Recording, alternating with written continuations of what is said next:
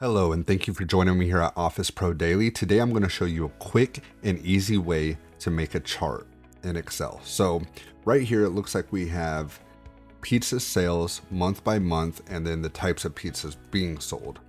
So if we wanted to take this information and make it into a chart, there's a really quick and easy way to do that. So what we would do first is we're going to go ahead and highlight all the information that we want to appear in the chart.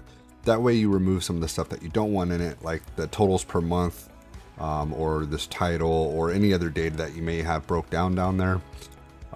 We just want this. So you could also do just like, let's say you just wanted to do pepperoni and sausage and compare that. You could just highlight those. But for this, we're going to highlight all of them.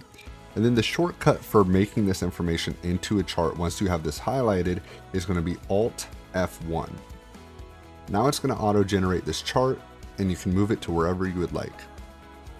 Now with this chart, once we have this made, you can see it breaks down month by month, and then the types of pizzas down here into your key. So if you want this switched and you want it to be swapped around, you can come up here to the chart design and the switch row column. Now you can see it's actually by pizza, and then every one of the bars is for each of the months. So it does display the information a little bit different there for you. Now, the next thing that I would point out is you have the chart designs up here. You have a lot to choose from. I like this one, so I'm going to select this one. And then I'm also going to go right here to the chart title, and I'm going to change the name to Pizza Sales. All right, now we have that name down there. There is also these options over here that you can mess with.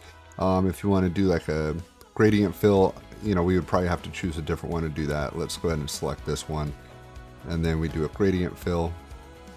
So you can mess around with it a lot to make it look real good. And hey guys, if I've provided any value to you today, will you please go ahead and hit like and subscribe, and throw a comment down below on the next thing that you would like to learn. Thank you, and have a great day.